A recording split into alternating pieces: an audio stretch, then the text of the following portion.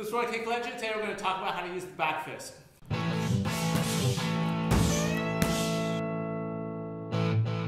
So I'm here with Kurt at MKG Detroit, and as a Filipino martial artist, he integrates a lot of back fists and other strikes that might be considered unconventional to a typical kickboxer.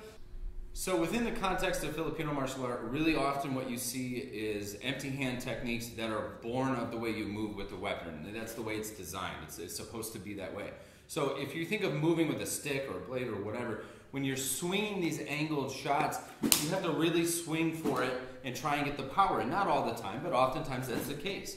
So when the stick or the weapon is removed and we're moving empty hand, oftentimes you'll see demonstrated these hammer shots, that these big follow-through movements like that. And if they land, they can sure land with a lot of power. It's an effective shot. But within the context of sparring here, especially with somebody who's got good boxing hands or a kickboxer, you don't always have the luxury of just over-rotating like this and hoping that you're not going to eat it. It will happen very often. It's worth trying these as big shots, if only to recognize that from time to time you're going to get smacked for it.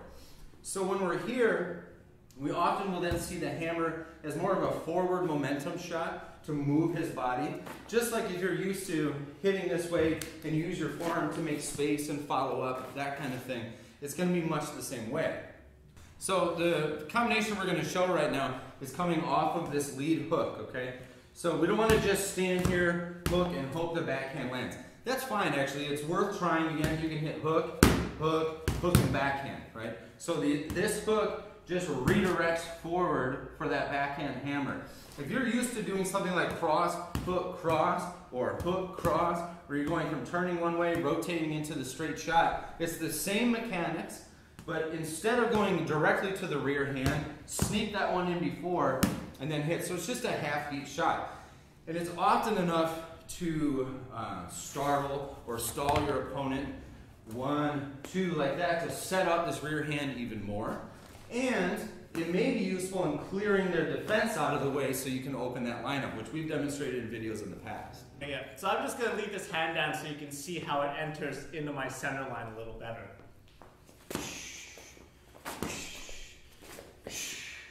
You see it's coming right up the center, and again, if you don't have a lot of experience with this, often you'll just tag people, especially since you're hitting them right on the nose. It doesn't take a lot to make the person blink or stun them. In fact, they're definitely going to blink, even if it doesn't hurt them, even if they're still very forwards thinking aggressively. You will get that instant of reaction, and then that's when you drop the rear hand on them. 1, and back up the middle. And you notice, even if I'm catching it and defending it, he's got me on defense, right? It's very difficult to counter him on his half beat. So kind of worst case for him is often me blocking it.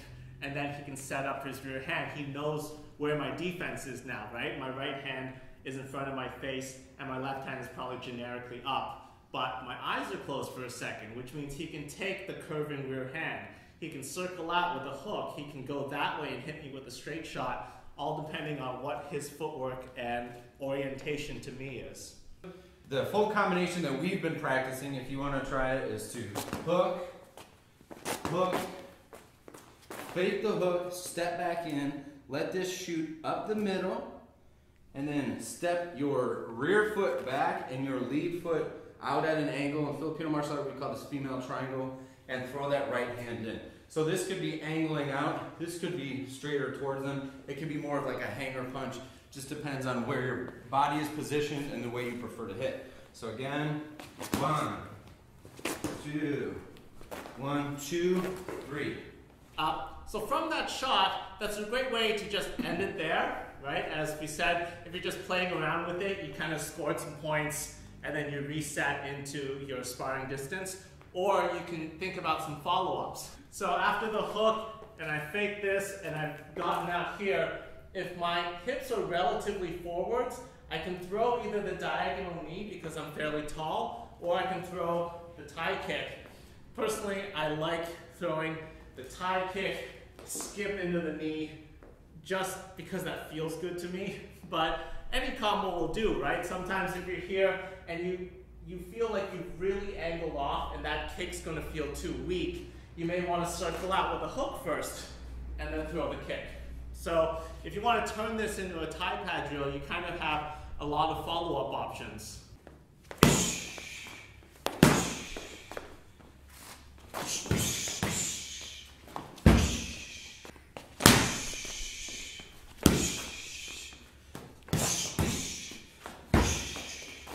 So the hold for that's pretty straightforward. You're just holding for the left hook and keeping this ready for the rear hand cross, and he's going to hit at his discretion, right? So however many of these he wants to set it up with, I'm just holding it there.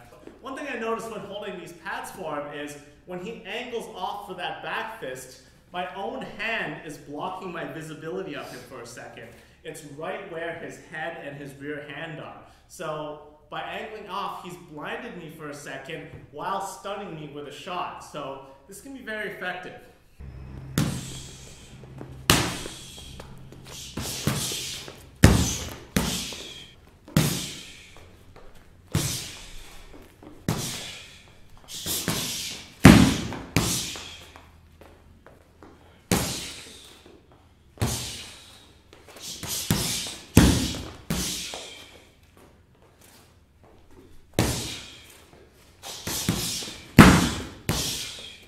So I hope you found this lesson useful. Put some back fist and unconventional strikes in your sparring, see how it works out for you. Write us if you have any questions or success stories. We'd love to hear about it. This is Roy with Kurt here at MKG Detroit. Keep your chin down and elevate your strike.